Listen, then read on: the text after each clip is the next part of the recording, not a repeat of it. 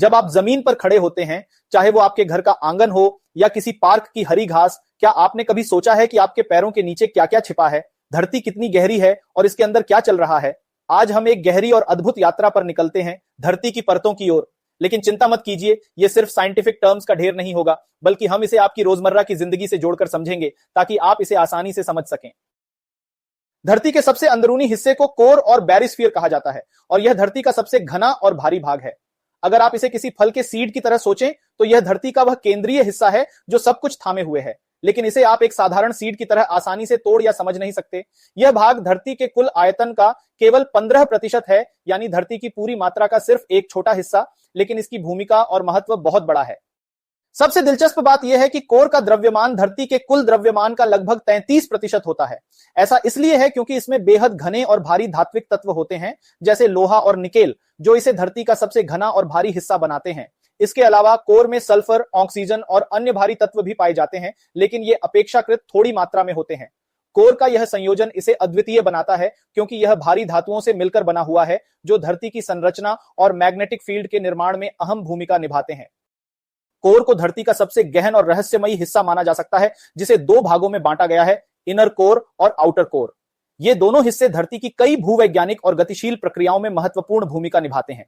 Inner core को धरती का दिल कहना गलत नहीं होगा, क्योंकि यह धरती के सबसे गहरे हिस्से में स्थित है और अत्यधिक प्रेशर और टेम्परेचर के बावजूद ठोस अवस्था में बना रहता है। यह धरती के मैग्नेटिक फील्ड के निर्माण और स्थिरता में एक प्रमुख भूमिका निभाता है। भीतरी कोर में तापमान लगभग 5000 से 6000 डिग्री सेल्सियस तक पहुंचता है। यह सूर्य की सतह के तापमान से भी अधिक होता है। यह तथ्य अपने आप में हैरान करने वाला है कि इतनी ऊंची गर्मी के बावजूद यह हिस्सा ठोस रहता है। इसकी वजह यह है कि यहां पर 3.6 मिलियन एटमॉस्फेरिक प्रेशर से भी अधिक का दबाव होता है, जो आयरन और निकल जैसे भारी तत्वों को ठोस अवस्था में बनाए रखता है। भीतरी कोर की रेडियस लगभग 1220 किलोमीटर होती है, जो आकार में चांद से छोटा है, लेकिन इसका डेंसिटी कहीं अधिक है। वैज्ञानिकों का मानना है कि यह धीरे धीरे समय के साथ बढ़ रहा है, क्योंकि धरती धीरे धीरे ठंडी हो रही है, जिससे बाहरी कोर का पिघला हुआ पदार्थ जमकर भीतरी कोर में शामिल हो रहा है। भीतरी कोर का एक और महत्वपूर्ण पहलू यह है कि यह बाकी धरती की तुलना में अलग गति से घूमता है। इसे इनर कोर डिफरेंशियल रोटेशन कहा जाता है। यह धीमी गति से घूमता हुआ भीतरी कोर धरती के चुंबकीय क्षेत्र में अहम भूमिका निभाता है। यह घूर्णन चुंबकीय क्षेत्र को स्थिर बनाए रखने में सहायक होता है और धरती को अंतरिक्ष से आने वाली खतरनाक सौर विकिरणों से बचाता है। अब आउटर कोर की बात करें तो इसे आप एक विशाल उबलते हुए लावे की तरह समझ सकते हैं। यह हिस्सा ठोस नहीं है, बल्कि पूरी तरह से पिघले हुए लोहा और निकेल से बना हुआ है। यह बाहरी कोर धरती के केंद्र से लगभग 2200 किलोमीटर की गहराई तक फैला हुआ है। बाहरी कोर की यह पिघली हुई धातु कन्वेक्शन करंट्स उत्पन्न करती है, जो ऊपर और नीचे की ओर बहते हुए चुंबकीय क्षेत्र का निर्माण करती है। इन कन्वेक्शन करंट्स की गति और घूर्णन से डायनामो इफेक्ट उत्पन्न होता है, जो धरती के चारों ओर एक शक्तिशाली चुंबकीय क्षेत्र बनाता है। चलिए, अब चुंबकीय बात चल ही गई है तो पृथ्वी के मैग्नेटिक फील्ड, इसके मैकेनिज्म और उसके विभिन्न आयामों पर बात कर ली जाए। आपने कभी सोचा है कि जब हम कंपास का इस्तेमाल करते हैं तो उसकी सुई हमेशा उत्तर दिशा में ही क्यों इशारा करती है? इसका कारण धरती का अपना मैग्नेटिक फील्ड है। यह अदृश्य क्षेत्र धरती के चारों ओर फैला हुआ है और कई महत्वपूर्ण काम करता है, जैसे सूरज से आने वाली हानिकारक किरणों से हमारी रक्षा करना और इलेक्ट्रॉनिक उपकरणों में नेविगेशन की मदद करना। अब आप सोच रहे होंगे कि यह चुंबकीय क्षेत्र आखिर बनता कैसे है। चलिए इसे सबसे आसान भाषा में समझते हैं। जैसा कि हमने पहले चर्चा की थी, धरती का कोर दो हिस्सों में बंटा हुआ है, इनर कोर और आउटर कोर। भीतरी कोर ठोस अवस्था में है, जबकि बाहरी कोर तरल अवस्था में है। अब इसी बाहरी कोर की वजह से धरती का चुंबकीय क्षेत्र बनता है। बाहरी कोर में मौजूद आयरन और निकल जैसी भारी धातुएं पिघली हुई अवस्था में होती हैं, यानी ये ठोस नहीं बल्कि तरल रूप में होती है। इस तरल अवस्था में ये धातुएं बहुत गतिशील होती हैं और लगातार गति करती रहती है। यह गति धरती के चुंबकीय क्षेत्र को उत्पन्न करने में बहुत महत्वपूर्ण भूमिका निभाती है। अब यह समझने के लिए कि यह गति कैसे काम करती है, हमें कन्वेक्शन करंट्स को समझना होगा। कन्वेक्शन धाराएं वो प्रक्रिया है जिसमें गर्म पदार्थ ऊपर उठता है और ठंडा होने के बाद वापस नीचे की ओर गिरता है। यह प्रक्रिया उस समय होती है जब एक जगह का पदार्थ गर्म होता है और उसकी डेंसिटी कम हो जाती है, जिससे वह ऊपर की ओर बढ़ने लगता है। जैसे ही यह पदार्थ ऊपर जाता है और ठंडा होता है, उसकी डेंसिटी बढ़ने लगती है और वह वापस नीचे गिरने लगता है। यह चक्र लगातार चलता रहता है और इसे कन्वेक्शन कहा जाता है। धरती के बाहरी कोर में यह प्रक्रिया इस तरह होती है। बाहरी कोर धरती के गहरे अंदरूनी हिस्से में मौजूद है, जहां अत्यधिक गर्मी होती है। कोर के केंद्र से यह गर्मी ऊपर की ओर बढ़ती है। इस गर्मी के कारण वहां मौजूद पिघला हुआ लोहा और निकेल हल्का हो जाता है और ऊपर की ओर उठने लगता है। जैसे जैसे यह तरल धातु ऊपरी परतों की ओर बढ़ती है, यह ठंडी होने लगती है। ठंडा होने पर यह तरल धातु भारी हो जाती है और फिर से नीचे की ओर गिरने लगती है। यह चक्र लगातार दोहराता रहता है। इसे आप ऐसे समझ सकते हैं जैसे कि अगर आपने कभी पानी उबाला हो तो आप देखेंगे कि पानी की सतह पर बुलबुले बनते हैं और गर्म पानी ऊपर उठता है जबकि ठंडा पानी नीचे चला जाता है। यही प्रक्रिया बाहरी कोर में भी चल रही होती है। फर्क सिर्फ इतना है कि यहां पानी की जगह पिघला हुआ लोहा और निकेल है और गर्मी की मात्रा बहुत ही अधिक होती है। बाहरी कोर में चलने वाली इन कन्वेक्शन धाराओं का महत्व केवल धातु के बहने तक सीमित नहीं है। यह पूरी प्रक्रिया धरती के चुंबकीय क्षेत्र को बनाने के लिए जरूरी है। कन्वेक्शन धाराएं बाहरी कोर के अंदर इलेक्ट्रिक करंट उत्पन्न करती है और अब इस करंट और धातुओं की गति के साथ एक और महत्वपूर्ण तत्व जुड़ता है, धरती का रोटेशन। धरती लगातार अपनी धुरी पर घूमती रहती है। इस घूर्णन के कारण बाहरी कोर की पिघली हुई धातुएं भी तेजी से गति करती हैं। जब धरती घूर्णन करती है तो यह घूर्णन इन तरल धातुओं की गति को और अधिक ऊर्जा प्रदान करता है, जिससे इलेक्ट्रिक करंट और अधिक प्रभावी बन जाता है। धरती का यह घूर्णन बाहरी कोर में बनने वाले करंट और धातुओं की गति को मिलाकर एक मजबूत मैग्नेटिक फील्ड बनाता है। धरती का घूर्णन उस करंट और धातुओं की गति को एक निश्चित दिशा और ऊर्जा प्रदान करता है, जिससे चुंबकीय क्षेत्र की ताकत और दायरा दोनों बढ़ जाते हैं। अब इस मैग्नेटिक फील्ड के बेनिफिट पर आते हैं। धरती का चुंबकीय क्षेत्र वास्तव में एक अद्भुत और जीवन रक्षक ढाल है, जिसे समझने के लिए इसे एक विशाल चुंबक की तरह देखा जा सकता है। जिस तरह एक चुंबक के दो ध्रुव होते हैं, नॉर्थ और साउथ, उसी तरह धरती के चुंबकीय क्षेत्र के भी दो ध्रुव होते हैं। ये चुंबकीय ध्रुव धरती के जियोग्राफिक पोल्स से थोड़े अलग हो सकते हैं, लेकिन उनकी भूमिका बेहद महत्वपूर्ण होती है। यह चुंबकीय क्षेत्र धरती को चारों ओर से घेरता है और उसे अंतरिक्ष में फैली हुई खतरनाक विकिरणों और सौर हवाओं से बचाता है। धरती के चुंबकीय क्षेत्र को अक्सर एक डिपोल की तरह समझा जाता है, जिसमें धरती के उत्तर और दक्षिण ध्रुव चुंबक के ध्रुवों की तरह काम करते हैं। यह चुंबकीय क्षेत्र हमारे पूरे ग्रह को कवर करता है और अंतरिक्ष में दूर तक फैलता है। यदि इसे आप किसी चित्र में देखें तो यह एक विशाल बुलबुले की तरह दिखाई देगा जो धरती को घेरे हुए है।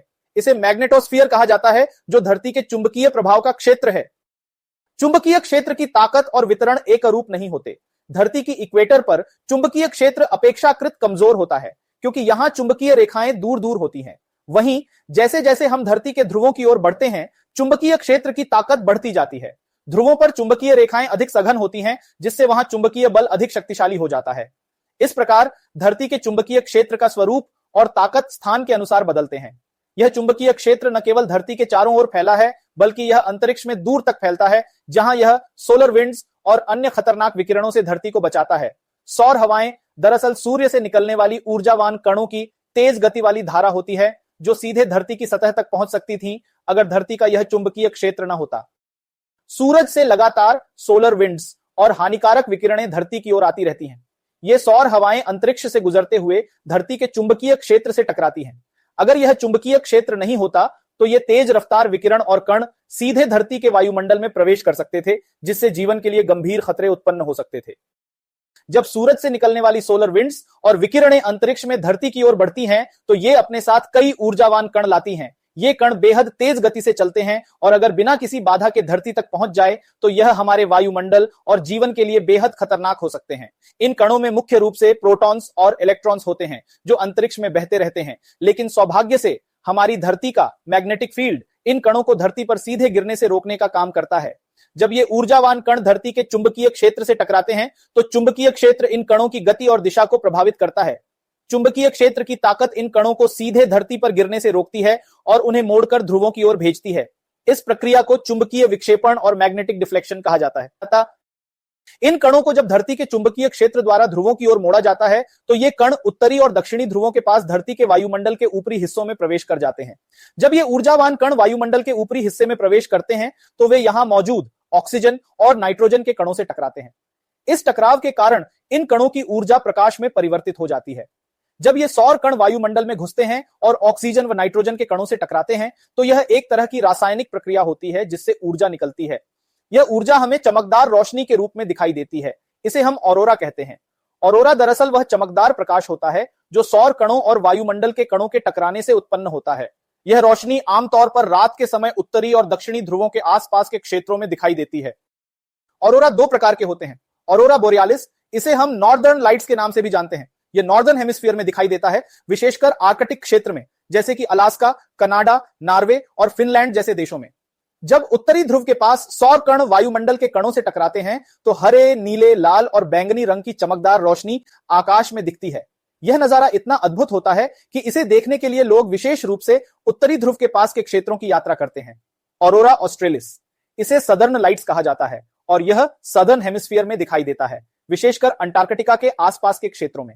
इस प्रक्रिया से उत्पन्न होने वाली रोशनी ऑरोरा बोरेलिस के जैसी ही होती है, लेकिन यह दक्षिणी ध्रुव के पास दिखाई देती है।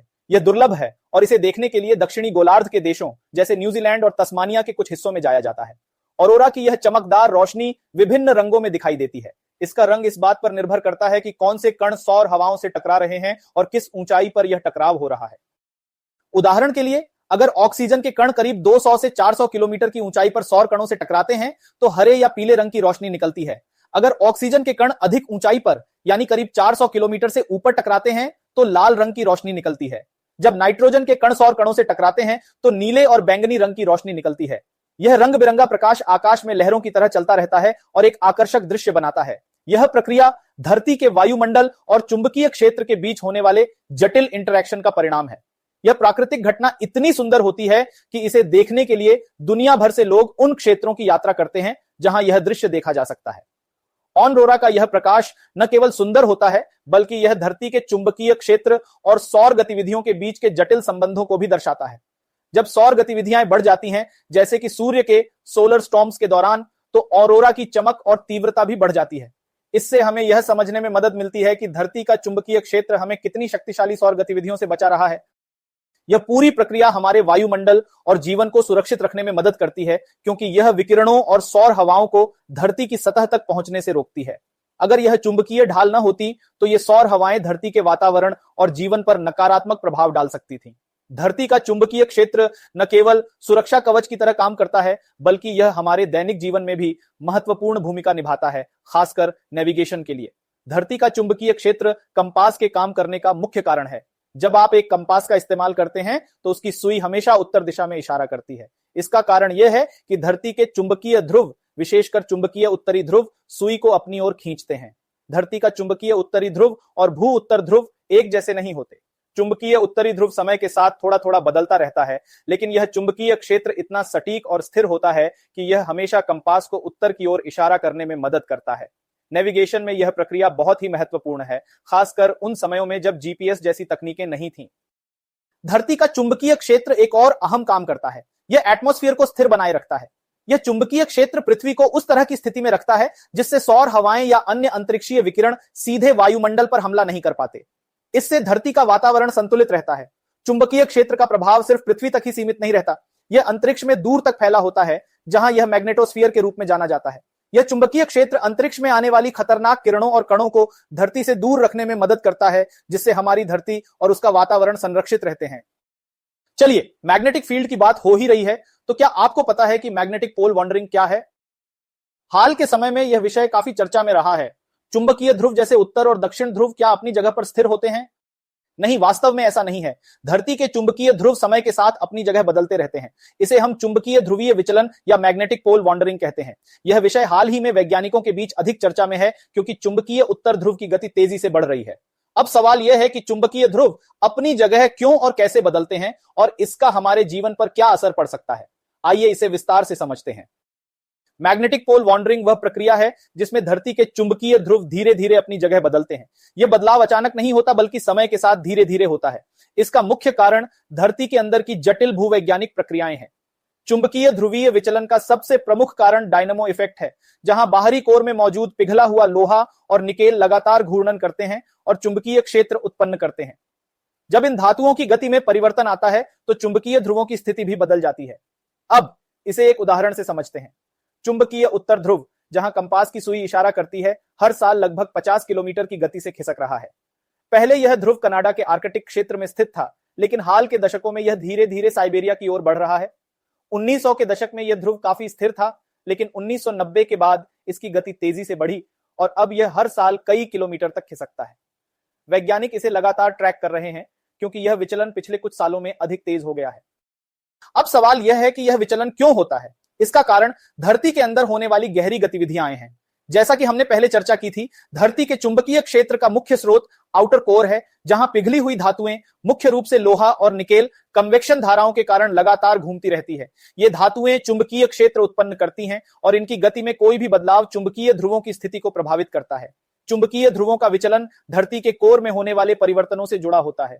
बाहरी कोर में लगातार गर्मी और घूर्णन की वजह से धातुएं ऊपर नीचे और घूमती रहती हैं।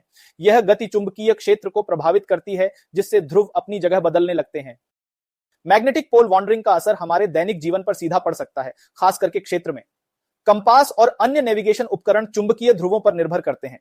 जब चुंबकीय ध्रुव अपनी जगह बदलते हैं तो नेविगेशन सिस्टम में त्रुटि आ सकती है। उदाहरण के लिए, अगर चुंबकीय उत्तर ध्रुव अपनी जगह बदल रहा है तो एयरलाइंस, जहाज और जीपीएस सिस्टम को इस बदलाव के अनुसार समायोजित करना पड़ता है।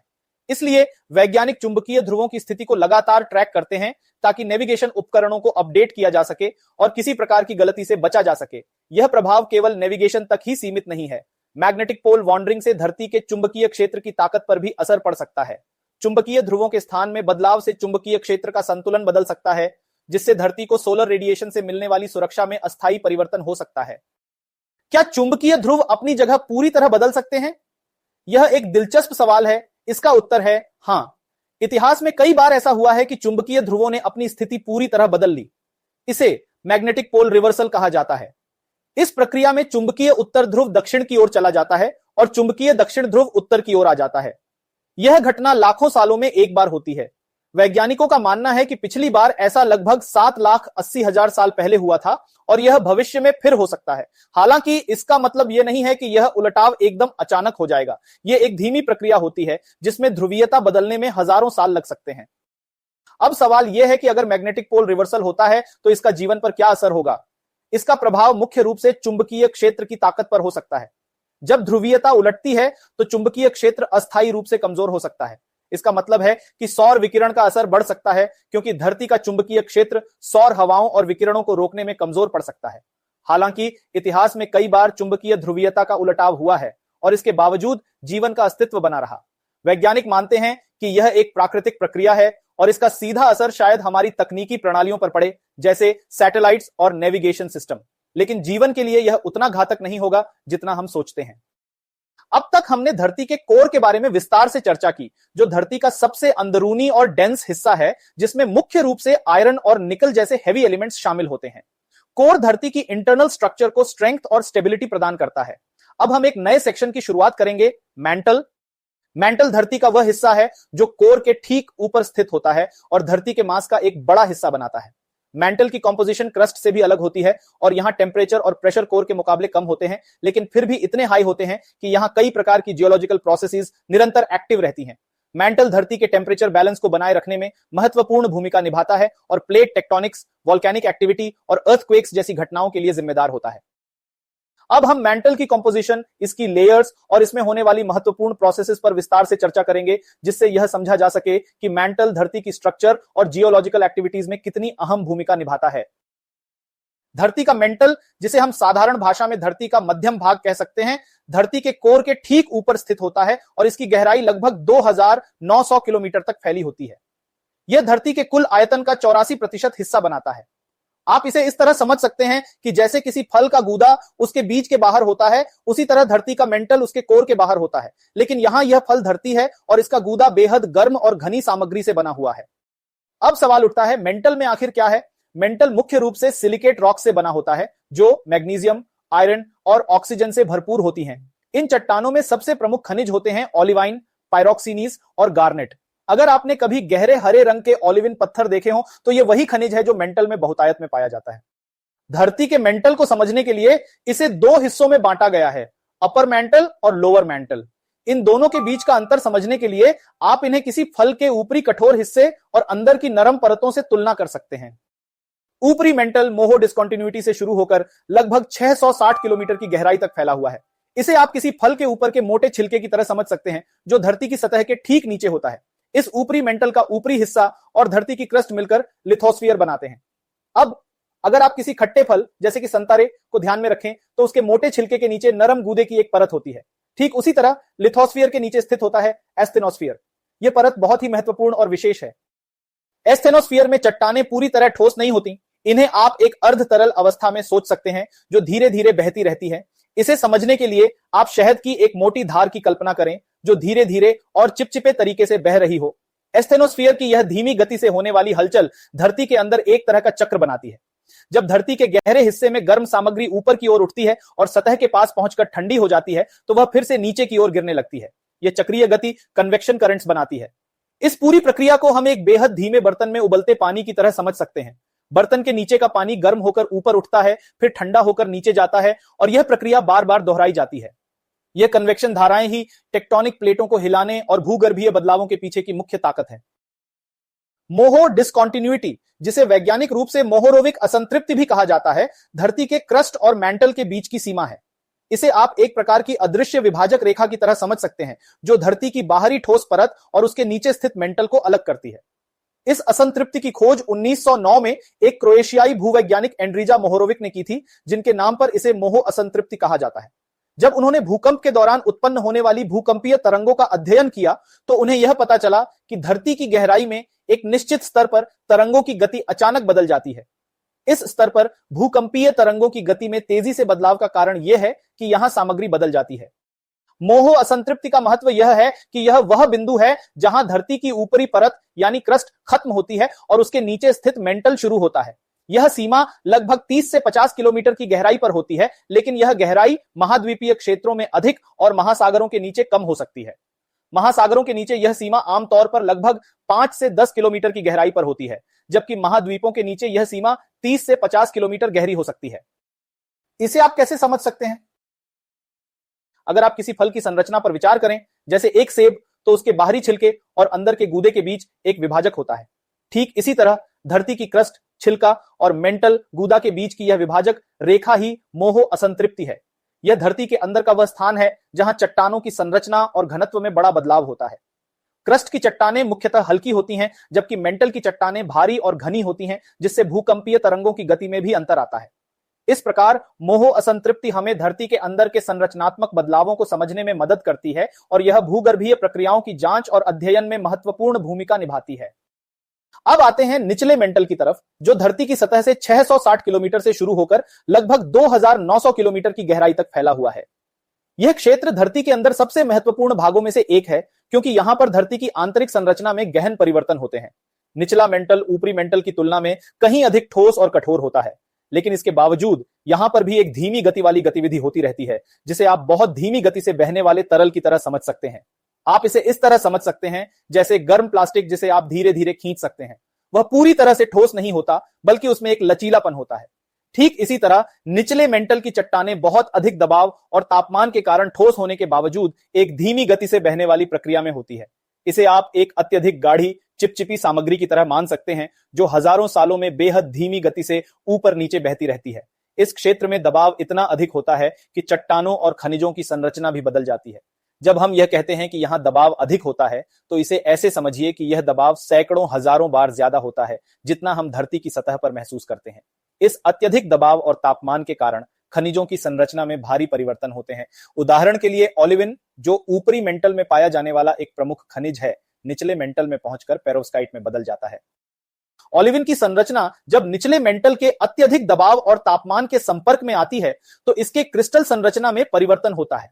यह रूपांतरण ऐसा है जैसे किसी साधारण पेंसिल को दबाव में हीरे में बदल दिया जाए। इसी प्रकार पेरोव्स्काइट एक अत्यधिक घना और मजबूत खनिज होता है, जो धरती के निचले मेंटल की संरचना में अहम भूमिका निभाता है। आप इसे इस तरह से भी समझ सकते हैं कि यह खनिज रूपांतरण धरती के अंदर हीट और प्रेशर के अद्वितीय संयोजन के कारण होता है।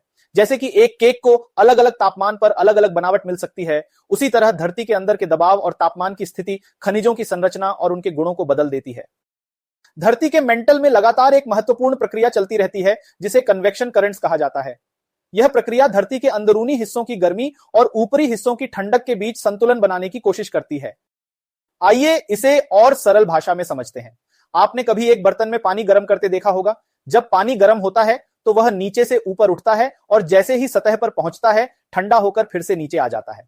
यह प्रक्रिया तब तक चलती रहती है जब तक पानी पूरी तरह गर्म नहीं हो जाता। इसे कन्वेक्शन कहते हैं। इसी प्रकार की प्रक्रिया धरती के अंदर मेंटल में भी होती है। मेंटल के गहरे हिस्सों में जब सामग्री अत्यधिक गर्म होती है तो वह ऊपर की ओर उठती है, जैसे ही यह सतह के नजदीक पहुंचती है, वहां के ठंडे वातावरण के कारण यह सामग्री ठंडी होकर वापस नीचे गिर जाती है। यह चक्रीय प्रक्रिया लगातार चलती रहती है और इसे ही मेंटल कन्वेक्शन कहते हैं।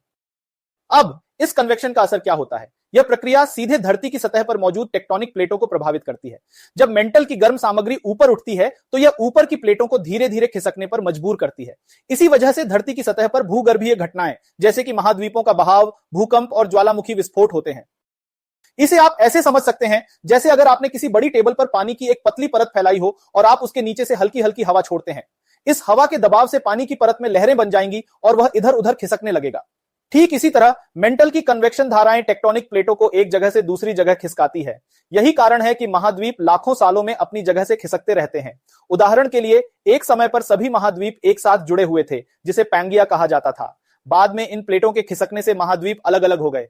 हालांकि टेक्टोनिक प्लेटों के बारे में हमने अभी ज्यादा चर्चा नहीं की है। प्लेट टेक्टोनिक्स एक महत्वपूर्ण विषय है जिसे हम आगे के अध्याय में विस्तार से पढ़ेंगे, जहां हम समझेंगे कि कैसे ये प्लेटें खिसकती हैं और धरती की सतह को आकार देती है। कन्वेक्शन की यह गतिविधि धरती पर होने वाले कई भूगर्भीय घटनाओं की जड़ है। जब प्लेटें एक दूसरे से दूर जाती हैं तो उनके बीच नई जमीन बनती है, जिसे रिफ्टिंग कहा जाता है। वहीं जब प्लेटें एक दूसरे से टकराती हैं तो पर्वत श्रृंखलाएं बन सकती हैं, जैसे कि हिमालय। प्लेटों की यह हलचल ही धरती के सतह पर बदलाव का कारण बनती है। यह प्रक्रिया लाखों सालों में धीरे धीरे होती है, लेकिन इसका प्रभाव धरती के भूगर्भीय इतिहास को पूरी तरह बदल सकता है। प्लेटों की इस हलचल और इससे उत्पन्न भूगर्भीय घटनाओं के बारे में हम अधिक गहराई से प्लेट टेक्टोनिक्स के अध्याय में पढ़ेंगे, जहां हम समझेंगे कि कैसे महाद्वीपों का निर्माण और उनका विभाजन होता है। अब बात करते हैं एक और दिलचस्प प्रक्रिया की, जिसे मेंटल प्लम्स कहा जाता है। कभी कभी मेंटल से अत्यधिक गर्म धारा सतह की ओर उठती है। यह गर्म धारा आमतौर पर कन्वेक्शन से अलग होती है, क्योंकि यह सीधे धरती की सतह तक पहुंच जाती है। इसे आप ऐसे समझ सकते हैं जैसे कि गर्म पानी के बर्तन में एक विशेष बिंदु पर अत्यधिक गर्म पानी का बुलबुला सतह तक पहुंचता है और उस स्थान पर पानी तेजी से उबलने लगता है। इसी प्रकार मेंटल से उठने वाली यह गर्म धारा सतह पर आकर ज्वालामुखीय गतिविधियों का कारण बनती है। इसे हम हॉटस्पॉट्स के रूप में जानते हैं। और वैसे सोचिए, क्या ये वाईफाई हॉटस्पॉट का नाम इन्हीं हॉटस्पॉट से लिया गया है? मतलब दोनों जगह गर्मी का माहौल बनता है, एक में डेटा की स्पीड से और दूसरे में लावा की स्पीड से। हॉटस्पॉट्स वे स्थान होते हैं जहां मेंटल से उठने वाली गर्म धारा सीधे धरती की सतह तक पहुंचती है और वहां ज्वालामुखीय गतिविधियां उत्पन्न करती है। इन हॉटस्पॉट्स का प्रभाव इतना शक्तिशाली होता है कि यह ज्वालामुखीय द्वीप भी बना सकते हैं। उदाहरण के तौर पर हवाईयन आइलैंड्स हॉटस्पॉट्स का सबसे प्रमुख उदाहरण है। यहां मेंटल से उठने वाली गर्म धारा सतह पर पहुंचकर ज्वालामुखीय गतिविधियां उत्पन्न करती है और इस प्रक्रिया के कारण हवाई द्वीपों की श्रृंखला बनी है। हालांकि हॉटस्पॉट्स और उनकी भूमिका भी प्लेट टेक्टोनिक्स का हिस्सा है, जिसे हम आगे के अध्याय में विस्तार से पढ़ेंगे। हम देखेंगे कि हॉटस्पॉट्स कैसे प्लेटों की गतिशीलता से जुड़े होते हैं और धरती की सतह को बदलते हैं। हॉटस्पॉट सिर्फ महासागरों में ही नहीं, बल्कि महाद्वीपों पर भी हो सकते हैं। उदाहरण के लिए, अमेरिका का येलोस्टोन नेशनल पार्क भी एक हॉटस्पॉट का परिणाम है। यहां के ज्वालामुखीय क्षेत्र को अत्यधिक गर्म मेंटल प्लम्स से ऊर्जा मिलती है, जिसके कारण समय समय पर यहां भूकंप और ज्वालामुखीय विस्फोट होते रहते हैं। हॉटस्पॉट्स के इस भूगर्भीय प्रभाव को और गहराई से हम प्लेट टेक्टोनिक्स में पढ़ेंगे। अब बात करते हैं मेंटल प्लम्स से भी बड़े और शक्तिशाली सुपर प्लूम्स की। ये सामान्य मेंटल प्लम्स की तुलना में वैसे ही होते हैं जैसे सुपर हीरो आम इंसानों की तुलना में होते हैं, बड़े, शक्तिशाली और पूरी धरती का नक्शा बदलने का दम रखते हैं। सुपर प्लम्स धरती के अंदर से बहुत बड़ी मात्रा में मेंटल की सामग्री को सतह की ओर धकेलते हैं, जिससे बड़े पैमाने पर भूगर्भीय घटनाएं होती हैं। इनकी ताकत इतनी ज्यादा होती है कि ये महाद्वीपों को विभाजित कर देते हैं और नए महासागरों का निर्माण कर देते हैं। मतलब अगर सुपर प्लम्स का मूड थोड़ा तूफानी हो जाए तो ये पूरी धरती की सूरत ही बदल सकते हैं। और सोचिए, अगर सुपर प्लम्स सोचें, चलो आज कुछ तूफानी करते हैं, एक महाद्वीप तोड़कर महासागर बना देते हैं। सुपर प्लम्स के प्रभाव से महाद्वीपों के बड़े हिस्से टूटकर अलग हो जाते हैं। यह प्रक्रिया लाखों सालों तक चलती रहती है और इसके परिणाम स्वरूप नए महासागरों का निर्माण होता है। उदाहरण के लिए, अफ्रीका में वर्तमान में भी सुपर प्लम्स के प्रभाव के कारण महाद्वीप के पूर्वी हिस्से में ईस्ट अफ्रीकन रिफ्ट बन रहा है। यह प्रक्रिया भविष्य में अफ्रीका को विभाजित कर सकती है और एक नया महासागर बना सकती है। इसी तरह पिछले जियोलॉजिकल टाइम में सुपर प्लम्स के कारण पैंजिया जैसे विशाल महाद्वीपों का विभाजन हुआ और आज हम अलग अलग महाद्वीपों को देखते हैं। महाद्वीपों का विभाजन और उनके द्वारा महासागरों का निर्माण भी एक महत्वपूर्ण हिस्सा है, जिसे हम प्लेट टेक्टोनिक्स के अध्याय में विस्तार से समझेंगे। सुपर प्लम्स न केवल महाद्वीपीय विभाजन करते हैं, बल्कि ये विशाल ज्वालामुखीय विस्फोटों का कारण भी बनते हैं। यह विस्फोट धरती के इतिहास में भारी परिवर्तन लाते हैं। यह विस्फोट इतने बड़े होते हैं कि यह धरती की जलवायु और वातावरण को भी प्रभावित कर सकते हैं। सुपर प्लम्स और उनके भूगर्भीय प्रभावों के बारे में हम प्लेट टेक्टोनिक्स के अध्याय में और भी गहराई से जानेंगे, जहां हम यह समझेंगे कि कैसे ये विशाल प्लम्स धरती के भूगर्भीय संरचना को बदलते हैं। अब जब हम मेंटल के बारे में समझ चुके हैं, तो अंत में बात करते हैं गुटेनबर्ग डिसकंटिन्यूटी की, जो मेंटल और बाहरी कोर के बीच की सीमा होती है। यह लगभग 2900 किलोमीटर की गहराई पर स्थित है।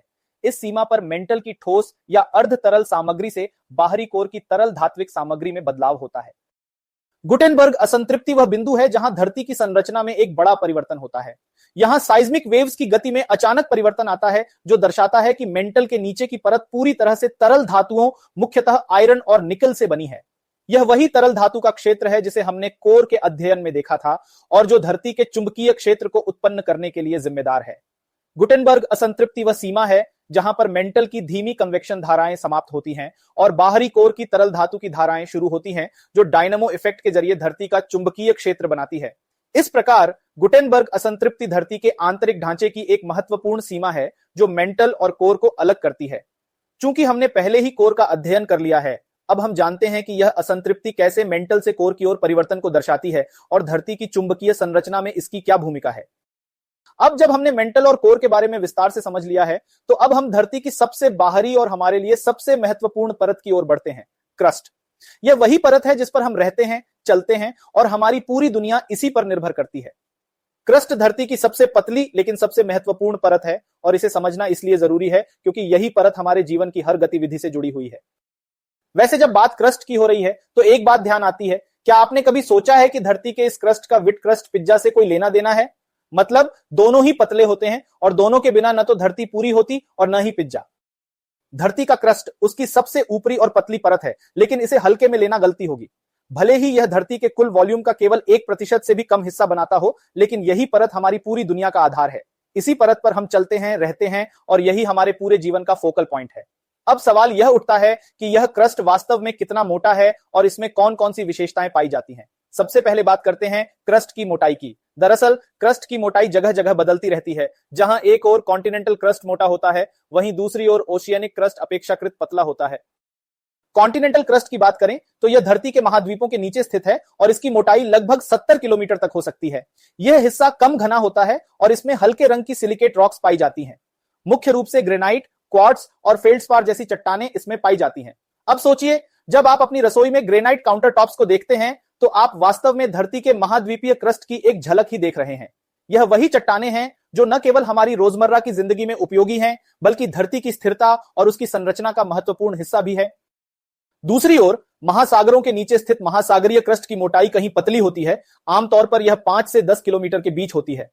महासागरीय क्रस्ट अपेक्षाकृत अधिक घना होता है और मुख्य रूप से बासाल्ट नामक काले रंग की चट्टान से बना होता है।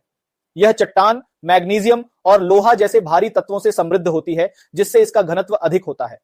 महासागरीय क्रस्ट धरती के महासागरों की सतह का निर्माण करता है और इसका महत्व इसलिए भी बढ़ जाता है क्योंकि इसके नीचे पाई जाने वाली चट्टानें और धातुएं धरती की संरचना के लिए महत्वपूर्ण हैं। अब यह सवाल उठ सकता है कि महाद्वीपीय और महासागरीय क्रस्ट में इतना अंतर क्यों है? इसका उत्तर धरती की संरचना और विकास में छिपा है। महाद्वीपीय क्रस्ट में हल्की चट्टानें होती हैं जो समय के साथ ज्वालामुखीय गतिविधियों, टेक्टोनिक हलचलों और भूमि के उथले क्षेत्रों में जमा होती गईं। वहीं महासागरीय क्रस्ट महासागरों के नीचे अत्यधिक दबाव और तापमान में बनी चट्टानों का निर्माण करता है, जो भारी धात्विक तत्वों से समृद्ध होते हैं। अब जब हमने समझ लिया है कि क्रस्ट की मोटाई कैसे बदलती है और इसके निर्माण में कौन कौन सी चट्टानें शामिल हैं, तो एक दिलचस्प बात यह भी है कि यह क्रस्ट स्थिर नहीं है। यह टेक्टोनिक प्लेटों में विभाजित है जो धीरे धीरे हिलती रहती हैं। आप इसे ऐसे समझ सकते हैं जैसे कोई जिगसॉ पजल जिसे सॉल्व किया जा रहा हो, लेकिन यह पजल कभी पूरा नहीं होता। ये टेक्टोनिक प्लेट्स बेहद धीमी गति से लगभग हर साल कुछ सेंटीमीटर की दर से हिलती है। इन प्लेटों के हिलने से ही धरती पर अर्थक्वेक्स, वॉल्केनिक इरप्शंस और माउंटेन रेंजेस का निर्माण होता है। क्रस्ट के नीचे स्थित मेंटल की गतिविधियां इन प्लेटों को हिलने पर मजबूर करती हैं। जब मेंटल में गर्मी के कारण कन्वेक्शन करंट्स चलती हैं, तो यह क्रस्ट के नीचे की प्लेटों को धीरे धीरे इधर उधर खिसकाती है। यही कारण है कि धरती पर भूगर्भीय गतिविधियां होती हैं। उदाहरण के लिए हिमालय जैसी विशाल पर्वत श्रृंखला तब बनी जब भारतीय प्लेट और यूरेशियन प्लेट आपस में टकराईं। इस टकराव से धरती की सतह ऊपर की ओर उठ गई, जो अब हिमालय के रूप में हमारे सामने है। इसके अलावा जब प्लेट्स एक दूसरे से दूर जाती हैं, तो उनके बीच गहरी दरारें बनती हैं, जिन्हें रिफ्ट वैली कहा जाता है। महासागरों के नीचे जब महासागरीय प्लेट्स अलग होती हैं, तो मिड ओशियन रिफ्ट बनता है, जहां नई जमीन बनती है। यह प्रक्रिया भी क्रस्ट के लगातार बनने और बदलने की एक महत्वपूर्ण घटना है। अंत में क्रस्ट एक ऐसी परत है जो धरती की भूगर्भीय गतिविधियों और संरचना के लिए सबसे महत्वपूर्ण है। यह न केवल हमारी सतह का निर्माण करती है, बल्कि इसके नीचे होने वाली गतिविधियां धरती के रूप और आकार को बदलती रहती हैं। धरती का क्रस्ट एक तरह से विभिन्न चट्टानों की परतों से बना होता है, जो न केवल धरती की सतह को आकार देती है, बल्कि यह भी बताती हैं कि धरती के अंदर क्या क्या भूगर्भीय प्रक्रियाएं होती हैं। क्रस्ट में मुख्य रूप से 3 प्रकार की चट्टानें पाई जाती हैं: सेडिमेंट्री रॉक्स, मेटामॉर्फिक रॉक्स और इग्नियस रॉक्स। इन चट्टानों का निर्माण धरती के भूगर्भीय इतिहास की गहरी और रोचक कहानी को बयान करता है। आइए इन चट्टानों की संरचना और निर्माण प्रक्रिया को विस्तार से समझते हैं। आवासादी चट्टानों की बात करें तो यह धरती की सतह पर पाई जाने वाली सबसे महत्वपूर्ण रॉक्स में से एक है। इन रॉक्स का निर्माण धरती की सतह पर जमा हुए छोटे छोटे कणों, मिनरल्स, मिट्टी, रेत और कभी कभी फॉसिल्स के जमा होने से होता है। ये कण समय के साथ प्रेशर और कंप्रेशन के कारण ठोस हो जाते हैं और एक ठोस चट्टान का रूप ले लेते हैं। यह प्रक्रिया लाखों सालों तक चलती रहती है और इसके परिणाम स्वरूप सेडिमेंट्री रॉक्स बनती हैं, जो धरती की सतह का लगभग 75% हिस्सा कवर करती है। आवासादी चट्टानें धरती के भूगर्भीय इतिहास की गहरी जानकारी देती हैं और कई महत्वपूर्ण जानकारी देती हैं। इन रॉक्स का निर्माण धीरे धीरे होता है। सबसे पहले धरती की सतह पर पाई जाने वाली चट्टानें हवा, पानी, तापमान और रासायनिक प्रक्रियाओं के कारण टूटकर छोटे कणों में बदल जाती हैं, जिसे हम वेदरिंग और इरोजन कहते हैं। इसके बाद ये कण हवा, पानी या बर्फ के जरिए एक जगह से दूसरी जगह ट्रांसपोर्ट होते हैं। इस प्रक्रिया को ट्रांसपोर्टेशन कहते हैं। उदाहरण के लिए, जब नदी की धाराओं में रेत और कंकड़ बहते हैं तो ये इसी प्रक्रिया के तहत एक जगह से दूसरी जगह जाते हैं, ठीक उसी तरह जैसे पहाड़ों से बहकर मिट्टी और रेत मैदानों में जमा हो जाती है। जब ये कण किसी तल पर जमा होते हैं तो इसे डिपोजिशन कहा जाता है। ये धीरे धीरे परतों के रूप में जमा होते हैं और समय के साथ इन परतों का वजन बढ़ता है। जैसे जैसे वजन बढ़ता है, दबाव भी बढ़ता है, जिससे ये कण आपस में चिपककर ठोस हो जाते हैं। इस प्रक्रिया को कंपैक्शन कहा जाता है। यह एक धीमी प्रक्रिया है, लेकिन इसके कारण छोटे कण एक दूसरे से जुड़कर एक ठोस रॉक में बदल जाते हैं। आवासादी चट्टानों की सबसे खास बात यह है कि इनमें अक्सर प्राचीन फॉसिल्स संरक्षित रहते हैं। ये फॉसिल्स हमें धरती के पुराने इतिहास की जानकारी देते हैं। उदाहरण के लिए, लाइमस्टोन एक प्रमुख आवासादी चट्टान है जिसमें समुद्री जीवों के अवशेष होते हैं। इसी तरह सैंडस्टोन, जो रेत के कणों से बनी होती है, भवन निर्माण के लिए भी महत्वपूर्ण मानी जाती है।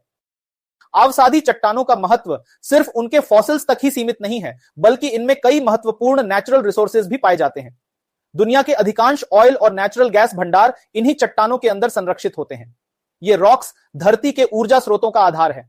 इसके अलावा लाइमस्टोन और सैंडस्टोन का उपयोग भवन निर्माण में भी बड़े पैमाने पर किया जाता है।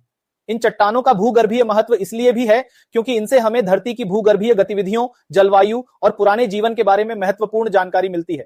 आवासादी चट्टानों के अध्ययन से वैज्ञानिक धरती के पुराने क्लाइमेट, जलवायु परिवर्तन और भूगर्भीय घटनाओं को समझ पाते हैं। मेटामॉर्फिक रॉक्स की बात करें तो ये चट्टानें धरती के अंदर अत्यधिक प्रेशर और हीट के कारण अपने रूप, आकार और संरचना में बड़े बदलाव लाती हैं। इसे आप ऐसे समझ सकते हैं जैसे कोई साधारण मिट्टी का बर्तन ओवन में रखकर पकाया जाता है। जैसे बर्तन को गर्मी से मजबूत किया जाता है, वैसे ही ये चट्टानें भी जब अत्यधिक दबाव और तापमान के संपर्क में आती हैं तो उनकी केमिकल स्ट्रक्चर बदल जाती है और वे एक नई चट्टान में बदल जाती हैं। इस प्रक्रिया को मेटामॉर्फिज्म कहते हैं और इसी वजह से इन्हें रूपांतरित चट्टानें कहा जाता है। रूपांतरित चट्टानों का निर्माण 2 मुख्य तरीकों से होता है। पहला तरीका है क्षेत्रीय रूपांतरण, रीजनल मेटामॉर्फिज्म, जो तब होता है जब बड़े भूगर्भीय क्षेत्रों में चट्टानें अत्यधिक दबाव और तापमान के संपर्क में आती हैं। इसका उदाहरण आप माउंटेन बिल्डिंग प्रक्रिया में देख सकते हैं, जैसे हिमालय के निर्माण के दौरान हुआ था। जब भारतीय और यूरेशियन प्लेटें आपस में टकराईं तो इससे चट्टानों पर इतना अधिक दबाव पड़ा कि वे अपने मूल रूप से बदल गईं और एक नई संरचना में परिवर्तित हो गईं। दूसरा तरीका है संपर्क रूपांतरण, कॉन्टैक्ट मेटामॉर्फिज्म। यह तब होता है जब कोई चट्टान सीधे गर्म मैग्मा या लावा के संपर्क में आती है। जब मैग्मा धरती के अंदर से ऊपर की ओर बढ़ता है तो वह अपनी गर्मी से आसपास की चट्टानों को गर्म कर देता है। इससे चट्टान की फिजिकल और केमिकल स्ट्रक्चर में परिवर्तन आता है और वह एक नई चट्टान में बदल जाती है। अब बात करें रूपांतरित चट्टानों के उदाहरणों की।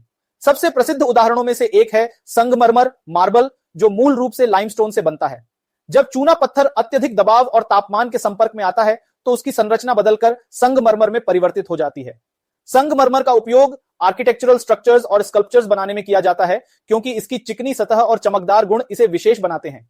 इसी प्रकार स्लेट भी एक रूपांतरित चट्टान है जो मूल रूप से शेल नामक अवसादी चट्टान से बनती है।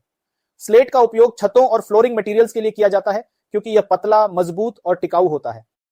रूपांतरित चट्टानों की प्रक्रिया को आप इस तरह भी समझ सकते हैं जैसे आप आटे से ब्रेड या केक बनाते हैं। आटे को गूंथकर उसे ओवन में डालकर एक पूरी तरह से नई संरचना मिलती है। उसी तरह जब कोई चट्टान अत्यधिक प्रेशर और हीट के संपर्क में आती है तो वह धीरे धीरे अपने मूल रूप से बदलकर एक नई चट्टान का रूप ले लेती है। इन चट्टानों का महत्व सिर्फ उनकी बनावट तक सीमित नहीं है। रूपांतरित चट्टानें धरती के भूगर्भीय इतिहास और उसके विकास के महत्वपूर्ण चरणों की जानकारी देती हैं। इनके बनने की प्रक्रिया यह दर्शाती है कि धरती के भीतर की शक्तिशाली प्रक्रियाएं साधारण चट्टानों को पूरी तरह से बदलकर उन्हें मजबूत और टिकाऊ बनाती हैं। आग्नेय चट्टानों की बात करें तो यह धरती के सबसे गहरे और ऊर्जा से भरे हुए हिस्सों से निकलती है जो वॉल्केनिक एक्टिविटीज से जुड़ी होती हैं। ये चट्टानें तब बनती हैं जब धरती के अंदर से निकलने वाला लावा या मैग्मा ठंडा होकर ठोस हो जाता है। आप इसे इस तरह समझ सकते हैं जैसे कि पिघला हुआ लावा ठंडा होकर एक ठोस रॉक बन जाता है। चाहे यह ठंडा होना धरती की सतह पर हो या नीचे, परिणाम हमेशा एक ठोस चट्टान के रूप में आता है। इग्नियस रॉक्स मुख्य रूप से दो प्रकार की होती हैं, इंट्रूसिव इग्नियस रॉक्स और एक्सट्रूसिव इग्नियस रॉक्स। जब मैग्मा धरती की सतह के नीचे ही ठंडा हो जाता है तो उसे इंट्रूसिव इग्नियस रॉक्स कहा जाता है। यह ठंडा होने की प्रक्रिया बहुत धीमी गति से होती है जिससे चट्टान के अंदर बड़े बड़े क्रिस्टल्स बन जाते हैं। इसका सबसे अच्छा उदाहरण है ग्रेनाइट, जिसे आप किचन के काउंटर टॉप्स या फर्श में देख सकते हैं। इसका स्मूथ और ग्लॉसी सरफेस इसे निर्माण के लिए उपयुक्त बनाता है। धीमी ठंडक के कारण इसमें बड़े क्रिस्टल्स बनते हैं जो इसे मजबूत और टिकाऊ बनाते हैं। दूसरी तरफ जब लावा धरती की सतह पर आकर तेजी से ठंडा हो जाता है तो यह एक्सट्रूसिव इग्नियस रॉक्स का निर्माण करता है। इस प्रक्रिया में क्रिस्टल्स उतने बड़े नहीं बन पाते क्योंकि कूलिंग का समय बहुत कम होता है। इसका सबसे प्रमुख उदाहरण बसाल्ट है जो धरती के महासागरों की सतह का निर्माण करता है और वॉल्केनिक आइलैंड्स में भी पाया जाता है। बसाल्ट धरती के समुद्री सतह का एक बड़ा हिस्सा कवर करता है और इसकी संरचना भी इसे अधिक टिकाऊ बनाती है। आग्नेय चट्टानों को धरती की प्राइमरी रॉक्स भी कहा जाता है क्योंकि यही वो मूल चट्टानें हैं जिनसे अन्य चट्टानें बनती हैं। जब ये चट्टानें समय के साथ टूटती हैं तो ये या तो सेडिमेंट्री रॉक्स में बदल जाती हैं या फिर अत्यधिक प्रेशर और हीट के कारण मेटामॉर्फिक रॉक्स बन जाती हैं। इस तरह से आग्नेय चट्टानें धरती के भूगर्भीय चक्र में एक अहम भूमिका निभाती हैं। अगर हम धरती की सतह की संरचना को देखें तो हमें कई ऐसी अद्भुत संरचनाएं मिलती हैं जो इग्नियस रॉक्स से बनी हैं, जैसे कि वॉल्केनिक आइलैंड्स, समुद्र की सतह और वे चट्टानें जिन्हें हम भवन निर्माण में इस्तेमाल करते हैं जैसे कि ग्रेनाइट, ये सब आग्नेय चट्टानों का ही परिणाम है। धरती की संरचना की बात करें तो यह विभिन्न तत्वों का मिश्रण है जिनकी मात्राएं धरती के विभिन्न हिस्सों में अलग अलग पाई जाती हैं। यदि हम पूरी धरती की संरचना पर नजर डालें तो सबसे अधिक मात्रा में मौजूद तत्व है आयरन, जो धरती का लगभग 32.1% हिस्सा बनाता है। यह आयरन मुख्य रूप से धरती के सबसे अंदरूनी हिस्से यानी कोर में पाया जाता है। धरती का कोर अत्यधिक घना और भारी होता है और इसमें बड़ी मात्रा में आयरन और निकेल मौजूद होते हैं। इसके बाद आता है ऑक्सीजन, जो धरती के कुल द्रव्यमान का लगभग 30.1% है। ऑक्सीजन मुख्य रूप से धरती की बाहरी परतों और मेंटल में पाया जाता है और यह सिलिकेट खनिजों का एक प्रमुख घटक है। तीसरे स्थान पर आता है सिलिकॉन, जो धरती के कुल द्रव्यमान का लगभग 15.1% हिस्सा बनाता है। यह सिलिकॉन भी मुख्य रूप से धरती की क्रस्ट और मेंटल में पाया जाता है और सिलिकेट चट्टानों के निर्माण में महत्वपूर्ण भूमिका निभाता है। इसके बाद मैग्नीशियम Mg की मात्रा लगभग 13.9% है। यह तत्व धरती के मेंटल में अत्यधिक मात्रा में पाया जाता है जो इसे बेहद घना और गर्म बनाता है। इसके बाद अन्य तत्वों की बारी आती है, जैसे सल्फर जो कुल द्रव्यमान का लगभग 2.9% हिस्सा है और निकेल जो धरती के कुल द्रव्यमान का लगभग 1.8% है। निकेल और आयरन दोनों मिलकर धरती के कोर को अधिक घना और भारी बनाते हैं। इसके अलावा कैल्शियम और एल्यूमिनियम की मात्रा क्रमशः 1.5% और 1.4% है। धरती की संरचना में इनकी मात्रा तुलनात्मक रूप से कम है, लेकिन यह भी महत्वपूर्ण है।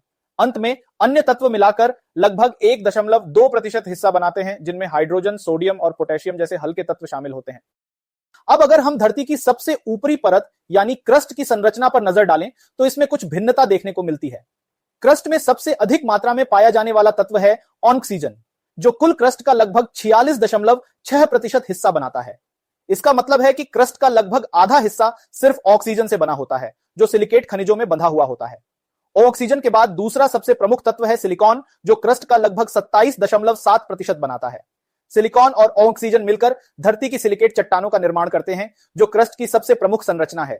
तीसरे स्थान पर एल्यूमिनियम आता है, जो क्रस्ट का लगभग 8.1% हिस्सा है। एल्यूमिनियम धरती की सतह पर हल्की धात्विक चट्टानों के निर्माण में महत्वपूर्ण होता है। इसके बाद आता है आयरन, जो क्रस्ट का लगभग 5% बनाता है। आयरन की मात्रा क्रस्ट में अपेक्षाकृत कम होती है, लेकिन यह धरती की संरचना का एक महत्वपूर्ण हिस्सा है, खासकर ज्वालामुखीय चट्टानों में। क्रस्ट में अन्य प्रमुख तत्वों में शामिल हैं कैल्शियम, जिसकी मात्रा लगभग 3.6% है। इसके अलावा सोडियम लगभग 2.8%, पोटेशियम लगभग 2.6% और मैग्नीशियम लगभग 2.1% होता है। इनकी मात्रा तुलनात्मक रूप से कम है, लेकिन ये धरती की सतह की संरचना को विविधता प्रदान करते हैं। क्रस्ट की संरचना बेहद विविध होती है और यही वजह है कि धरती की सतह पर अलग अलग प्रकार की चट्टानें और खनिज मिलते हैं। इन सभी तत्वों का मिश्रण धरती की क्रस्ट की भूवैज्ञानिक प्रक्रियाओं और उसकी विविधता को निर्धारित करता है। क्रस्ट में मौजूद सिलिकेट चट्टानें, जिसमें ऑक्सीजन और सिलिकॉन सबसे प्रमुख हैं, धरती की सतह की संरचना का मुख्य आधार होती है। इसके अलावा एल्यूमिनियम, कैल्शियम, आयरन और अन्य धातुएं मिलकर क्रस्ट को स्थिरता और मजबूती प्रदान करती हैं।